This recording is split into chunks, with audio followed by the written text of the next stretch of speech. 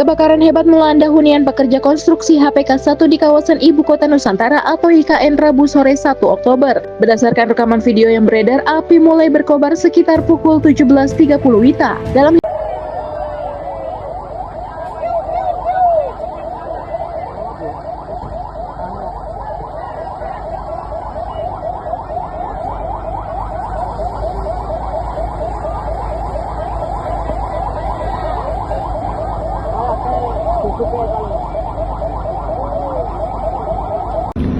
Pada hari Rabu 1 Oktober 2025 telah terjadi insiden kebakaran pada sekitar jam 17.30 WITA di beberapa ruangan kamar di hunian pekerja konstruksi 1 Tower 14 Ibu Kota Nusantara di sebagian lantai 2 serta di lantai 3 dan 4. Proses pemadaman sudah berlangsung secara cepat didukung oleh 7 mobil pemadam kebakaran, 8 tangki water supply.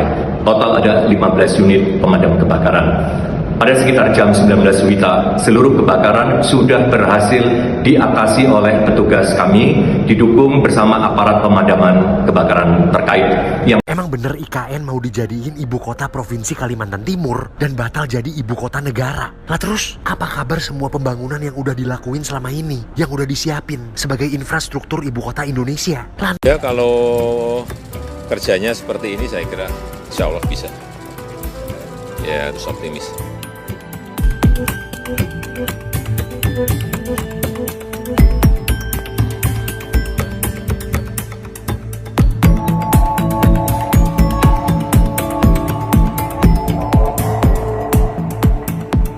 Memang sangat membingungkan sekali ya. Kalau kita lihat pada saat lalu itu undang-undang DKJ itu disahkan Jokowi. Artinya apa? Artinya Jakarta bukan lagi menjadi ibu kota Indonesia. Nah, tetapi pertanyaannya, terus ibu kotanya di mana? Padahal juga kalau kita lihat ibu kota IKN juga belum rampung. Hingga saat ini juga belum rampung. Tetapi pada saat lalu Pak Jokowi itu terlihat tergesa-gesa sekali ya untuk mengesahkan undang-undang DKJ. Sampai saat ini pun juga Jakarta masih tetap menjadi ibu kota sampai kepres pemindahan IKN diteken oleh Pak Prabowo Subianto, kurang lebih seperti itulah. Nah, menurut saya terkait undang-undang DKJ yang disahkan Pak Jokowi, menurut saya ini sangat tergesa-gesa dan menurut saya Pak Jokowi secara tidak langsung memberikan jebakan lah kepada Pak Prabowo Subianto. Ya setidaknya untuk menerbitkan kepres pemindahan di IKN, atau Pak Prabowo itu setidaknya memerintahkan untuk proses pemindahan ASN secara bertahap. Ya kurang lebih seperti itu. Tapi sampai saat ini pun juga tidak ada loh pemindahan ASN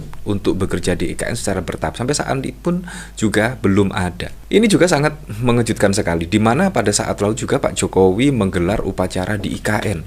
Dan bahkan pada saat lalu anggaran untuk HUT di IKN itu mencapai 87 miliar hanya untuk upacara saja ya. Dan bahkan pada saat lalu upacaranya tidak hanya di IKN saja, melainkan juga ada di Jakarta. Nah, bayangkan ya, pada saat lalu ada upacara di IKN, tetapi saat ini tidak ada upacara di IKN. Ini kan sangat lucu sekali. Seharusnya di tahun berikutnya itu semakin ramai seharusnya di IKN, upacara di IKN, dan minimal di IKN itu ada ASN, ada aktivitas pemerintahan. Apalagi setelah adanya HUT ke-79 pada saat lalu. Seharusnya saat ini lebih heboh lagi dong. Misalkan ada kejutan di IKN sudah ada aktivitas pemerintahan dan lain sebagainya. Menurut saya sangat masuk akal sekali ide dari Nasdem, Gibran untuk berkantor di IKN. Menurut saya dengan berkantornya Gibran di IKN itu setidaknya telah membuktikan lah IKN itu tidak mangkrak, pembangunan di IKN itu tidak sia-sia dan sesuai target dan lain sebagainya. Kalau kita lihat pemberitaan dari sini, itu tertanggal 14 Agustus 2024. Artinya terkait upacara di IKN itu menimbulkan pro dan kontra. Setidaknya anggaran IKN pada saat lalu konon katanya menghabiskan anggaran 87 miliar. Itu bahkan juga menuai kritikan dan Pak Jokowi juga cuek-cuek saja ya. Yang penting bisa melakukan upacara di IKN. Pemerintah menggelontorkan anggaran anggaran senilai 87 miliar untuk upacara HUT ke-79 di IKN. Anggaran jumbo ini belum termasuk perayaan HUT RI di Jakarta. Upacara akan digelar di dua lokasi berbeda, yakni di IKN Kalimantan Timur dan Istana Merdeka Jakarta. Bengkaknya anggaran tersebut terjadi di tengah banyaknya program prioritas pemerintah. Direktur Eksekutif Center of Reform and Economic Indonesia Muhammad Faisal menilai anggaran yang dikeluarkan untuk HUT RI di IKN terlalu mahal. Kita punya keterbatasan ruang fiskal, apalagi dengan kondisi perekonomian seperti sekarang. Banyak anggaran atau program-program prioritas yang semestinya memang lebih penting untuk dibiayai dan membutuhkan pembiayaan dari pemerintah, dari APBN, ujar Faisal saat dihubungi Kumparan pada 14 Agustus. Ya seperti itulah, jadi memang sangat wow sekali dan akhirnya saat ini hanya dilakukan di Jakarta. Ya, karena Jakarta juga masih menjadi ibu kota ya. Dan ini pun juga ditanggapi oleh PDIP. Konon PDIP itu sangat luar biasa sekali bila HUT ke-80 tahun kemerdekaan Republik Indonesia diadakan Jakarta, karena Jakarta juga masih menjadi ibu kota negara. Seperti ini. Kalau dari sisi pembangunan infrastruktur, kota ini tetap ada. Perkembangan IKN saya tidak tahu persis. Tapi memang kalau perayaan 17 Agustus di Jakarta bagi kami tentu itu luar biasa. Karena memori Jakarta itu tidak akan pernah hilang sejak deklarasi 1945 kita merdeka. Ya, seperti itulah. Ini dari media Indonesia ya. PDIP luar biasa tak pilih IKN. Istana gelar HUT ke-80 RI di Jakarta. Tapi memang kalau perayaan 17 Agustus di Jakarta, bagi kami tentu itu luar biasa. Karena memori Jakarta itu tidak akan pernah hilang sejak deklar 1945 kita merdeka, kata Said di Kompleks Parlemen. Dari sini bahkan juga dikomentari oleh Aditya, Said Abdullah ini sangat kaya, hartanya berlimpah di mana-mana, apa sih? Sodagohnya juga besar-besaran, tapi nampak hidupnya tak tentram. Wah, yang luar biasa, ngapain politikus PDIP ini berkomentar bahwa perayaan HUT kemerdekaan RI dirayakan di Jakarta. Kalau emang IKN dianggap tidak bermanfaat daripada mubazir dijual. IKN terlihat megah, upacara Agustusan juga keren, istana baru yang terbebas bau kolonial. Carut, partai politik ditinggal Jokowi. Wah, padahal ya tidak ya.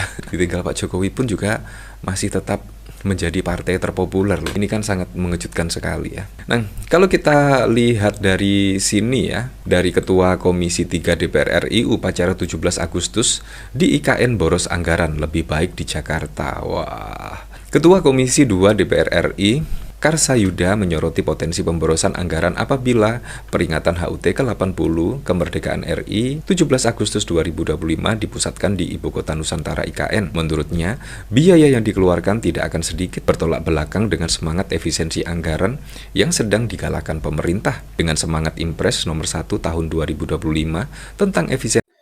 Halo teman-teman, berjumpa bersama saya di Politik Dangi. Teman-teman, ini viral ya di media sosial bagaimana ya ada rumah pekerja di IKN terbakar, teman-teman ya. Ini sangat mengejutkan bahwa IKN, teman-teman, yang sangat terkenal ya di Indonesia karena memang ibu kota baru Indonesia ya yang sedang dibangun ya. Bahkan Jokowi mengatakan IKN ini adalah kehendak rakyat ya. Jokowi mengklaim pada saat itu bagaimana IKN ini adalah kehendak rakyat, suara dari DPR itu menyetujui keinginan ini ataupun program ini, teman-teman. Dan kalau kita melihat bagaimana mirisnya ya, ada konstruksi ya tempat atau hunian para pekerja terbakar, teman-teman, dan ini kita turut prihatin ya. Semoga tidak ada korban jiwa, semoga semuanya selamat, semoga ini bisa dikendalikan ya. Dan kalau kita melihat kan pekerjaan di IKN ini masih panjang sekali, teman-teman ya. Bahkan sekarang menjadi kota politik tahun 2028 ya, kata Pak Prabowo. Dan di sisi lain, bagaimana pro kontra IKN ini, kalau kita melihat, teman-teman, sangat luar biasa ya. Kenapa? Karena kemarin ya waktu sebelum Pilpres ya Pak Anies itu sempat tidak setuju ya dengan pembangunan IKN ini. Pak Anies mengatakan bahwa lebih bagus bangun kota-kota yang ada menjadi kota yang besar ya kan, daripada membangun kota yang baru dan merusak hutan dan sebagainya. Nah, di sisi lain bagaimana pro kontra IKN ini teman-teman, yang skedulnya sangat selisih jauh, yang awalnya 2024 kemarin harusnya sudah pindah ya, bahkan 2025 ini tidak melakukan upacara kenegaraan di sana. Dan ini membuat pro kontra teman-teman. Bagaimana menurut kalian?